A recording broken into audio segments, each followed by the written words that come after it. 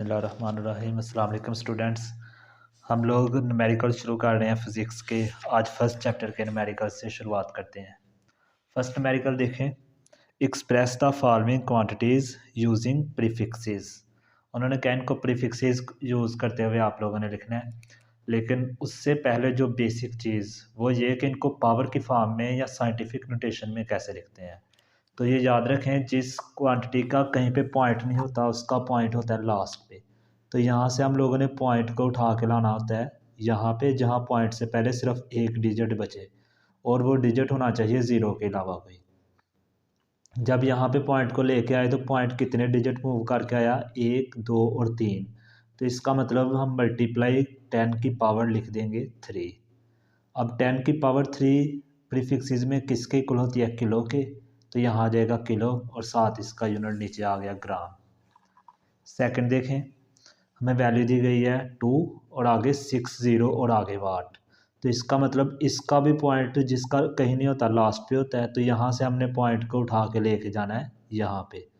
तो पॉइंट के बाद वाले ये ज़ीरो की कोई वैल्यू नहीं रहती, इसलिए इन्हें लिखने की ज़रूरत नहीं है।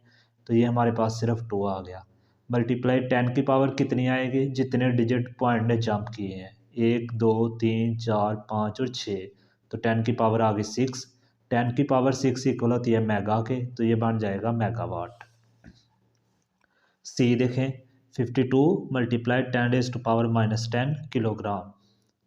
यहाँ से पॉइंट हम उठा के तो यहाँ पे लाएंगे, ये बन जाएगा 5.2। तो चूँकि ये एक डिजिट मूव हुआ है तो इसलिए मल्टीप्लाई 10 की पावर 1। तो 1 लिखने की ज़रूरत नहीं है, तो हमने सिर्फ 10 लिख दिया। ये नीचे वैल्यू आ गई 10⁻⁻10।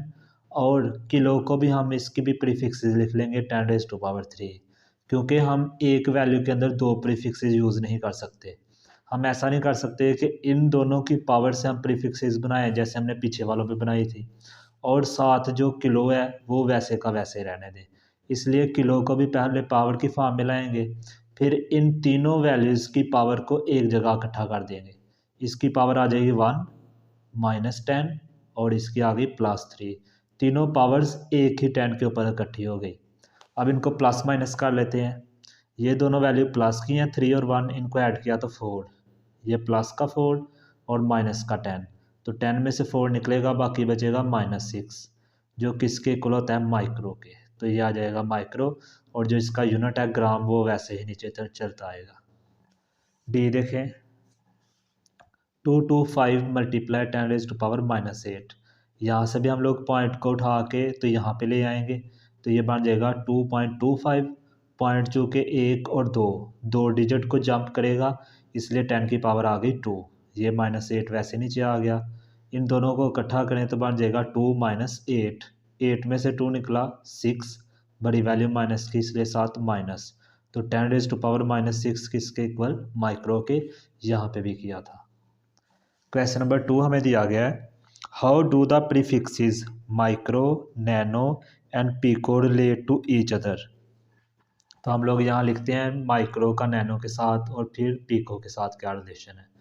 तो माइक्रो तो इक्वल होता है 10⁻⁻6 के। यहाँ हमने दो क्वेश्चंस के अंदर किया भी है। यह आ गया माइक्रो 10⁻⁻6, इनको नीचे लिखा। ऐसा करते हैं, इसको मल्टीप्लाई करेंगे 10⁻³ से और 10⁻+3 से। ये +3 -3 कैंसल आउट हो जाए तो ये वैल्यू इक्वल ही रहती है। इसका मतलब जो वैल्यू हमने ऐड की वही हम लोगों ने माइनस भी कर दी। अब इन दोनों की पावर्स को हम लोग इकट्ठा कर देंगे। दोनों माइनस की हैं तो पावर ऐड होगी, तो 6 और 3 बन जाएगी -9। 10 की पावर 3 का मतलब 1 के आगे 3 0 यानी 1000। 10 की जितनी पावर होती है इसका मतलब 1 के आगे उतने हम लोग ज़ीरो लगा सकते हैं। तो ये वैल्यू हमारे पास यहाँ बन गई 1000। अब 10⁻⁻9 इक्वल होता है नैनो के, तो इसकी जगह आ गया नैनो और साथ हम लोगों ने ये 1000 शुरू में लिख लिया। इसका मतलब 1 माइक्रो के अंदर 1000 नैनो होते हैं। अब इसी तरह हम लोग अब लिखेंगे कि 1 नैनो इक्वल है 10⁻⁻9 के। इसको भी फिर उसी वैल्यू से मल्टीप्लाई कर देंगे, एक दफ़ा -3 से और एक दफ़ा +3 से, कि ये इक्वेशन इक्वल रहे। अब यहाँ ये दोनों पावर ऐड होंगी, 3 और 9 तो -12, और यहाँ फिर से आ जाएगा 1 के आगे 3 0 यानी 1000। 1000 को इस तरफ लिख दें और 10⁻⁻12 इक्वल होती है पीको के। तो इसका मतलब 1 नैनो के अंदर 1000 पिको होंगे। 1.3 देखें, how your air grow at the rate of 1 millimetre per day, यानी ग्रोथ रेट जो है वो बालों की वो 1 मिलीमीटर है एक डे के अंदर, इस स्पीड से बाल बढ़ते हैं। उन्होंने क्या, find their growth rate in nanometer per second, nanometer per second के अंदर हमने ये वैल्यू लानी है। तो सबसे पहले तो हम लोगों ने यहाँ से मिली को ख़त्म किया, तो मिली की जगह आ गया 10⁻³ मीटर, वैसे ही नीचे आ गया। उसके बाद बटे के नीचे था डे, पर डे थी ये वैल्यू, तो डे को हम लोगों ने सेकंड के अंदर कन्वर्ट किया। कैसे करना है, 1 डे, एक डे में 24 आवर्स होते हैं, तो 24 से मल्टीप्लाई, उसके बाद 1 घंटे के अंदर 60 मिनट, उससे मल्टीप्लाई, 1 मिनट के अंदर 60 सेकंड, तो सेकंड से मल्टीप्लाई कर दिया 60 से, तो ये डे जो है सेकंड के अंदर कन्वर्ट हो गए। इन सारी वैल्यूज़ को नीचे वालियों को मल्टीप्लाई किया तो हमारे पास आंसर आया 86400। 1 को इस वैल्यू से डिवाइड किया तो वैल्यू आई 0.00001157 और 10⁻³ वैसे ही रह गया।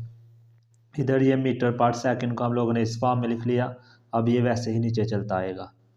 नेक्स्ट काम हमने क्या किया, मीटर पर सेकंड तो आ चुका है, यहाँ हमने नैनो बनाना है, यानी 10⁻³ तो यहाँ 10⁻⁻9 हम लोगों ने लाना है।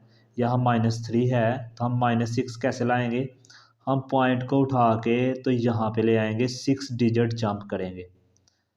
जब पॉइंट इस तरफ को मूव होता है तो 10 की पावर आती है माइनस में, तो कितने डिजिट ये मूव होगा, 11 के आगे आया यहाँ पे, तो जंप कितने डिजिट किया, 1 2 3 4 5 और 6, तो इसलिए 10 की पावर आ गई 6।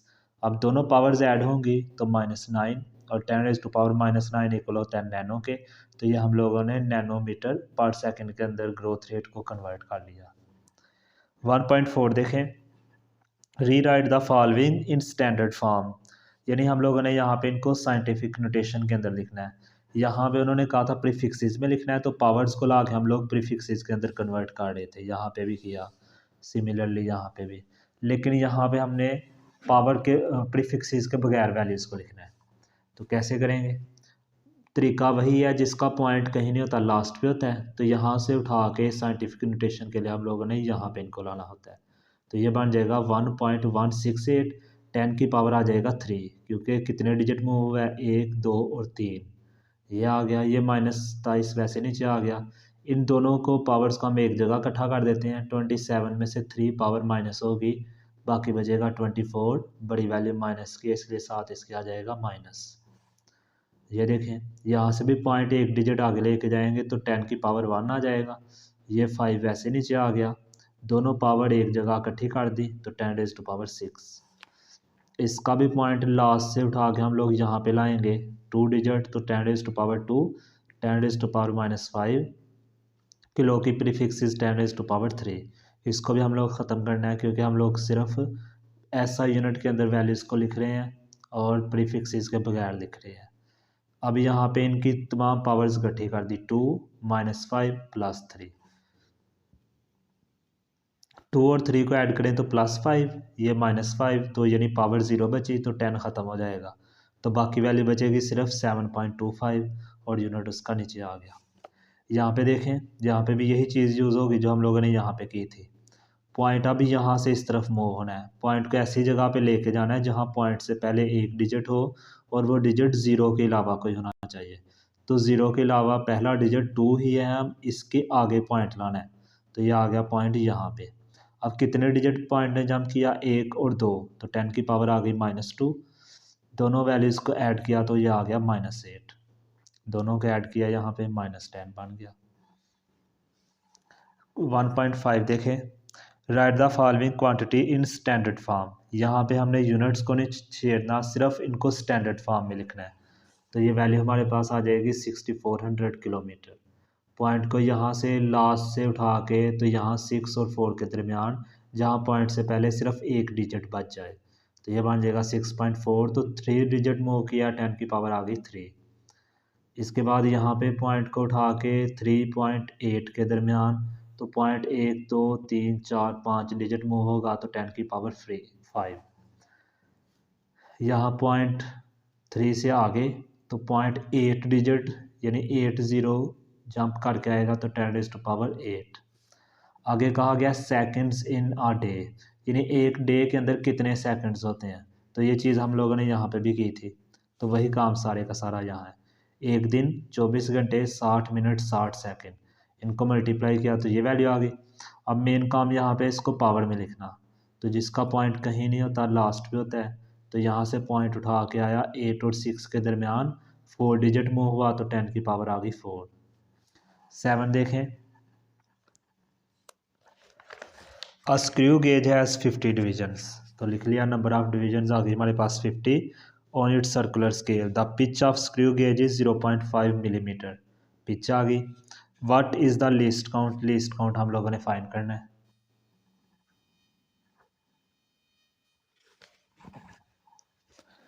लीस्ट काउंट का हमारे पास फार्मूला है pitch over number of division. Pitch की वैल्यू थी 0.5, डिवीजन 50, दोनों को डिवाइड किया तो 0.01 मिलीमीटर। चूँकि पिच मिलीमीटर में दी थी इसलिए हमारे पास आंसर मिलीमीटर में आया, तो ये हमारे पास लिस्ट काउंट का आंसर आ चुका है। लेकिन आपकी बुक पे जो उन्होंने आंसर दिया हुआ है वो सेंटीमीटर में है, तो इसको हम सेंटीमीटर में कैसे कन्वर्ट करेंगे। हम ऐसा करते हैं, मिली की जो पावर थी 10⁻³ वो लिख लेते हैं। ये पीछे हमने प्रीफिक्सेस वाले में की थी। ऐसा सेंटी की जो प्रीफिक्सेस होती है वो है 10⁻², तो हम -2 पावर अलहदा और -1 अलहदा कर लेते हैं। तो 10⁻² की जगह आ गया सेंटी, साथ आ गया मीटर। ये 10⁻⁻1, तो इसका मतलब 0.1 डिजिट और पीछे चला जाएगा, तो ये दरमियान में अब 2 ज़ीरो आ जाएंगे। नेक्स्ट देखिए 10 वाला, a chocolate wrapper is 6.7 centimeter long, length हमारे पास आ गई 6.7 सेंटीमीटर एंड 5.4 सेंटीमीटर वेट, और वेट आ जाएगी 5.4 सेंटीमीटर।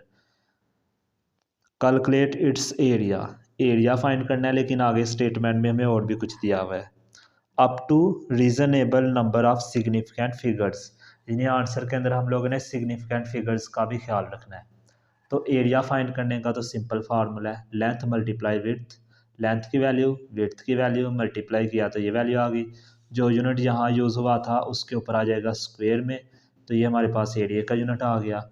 लेकिन साइंटिफिक फॉर्म में कैसे लिखेंगे, आपने ख्याल रखना है कि जब वैल्यू मल्टीप्लाई हो रही हो तो जिस वैल्यू में सबसे कम सिग्निफिकेंट फिगर हो आंसर में भी उतने ही सिग्निफिकेंट फिगर आने चाहिए। तो सिग्निफिकेंट फिगर्स क्या है यहाँ पे, इसमें 1 और 2, दो फिगर्स हैं, फिगर्स मतलब डिजिट्स, यहाँ पे भी 1 और 2, दो ही हैं, तो इसका मतलब आंसर के अंदर भी 2 डिजिट होने चाहिए। तो फिर इसका मतलब पॉइंट के बाद वाले डिजिट हम लोग ख़त्म कर लेंगे, तो ये दोनों वैल्यू सिर्फ आंसर के अंदर आ जाएंगे।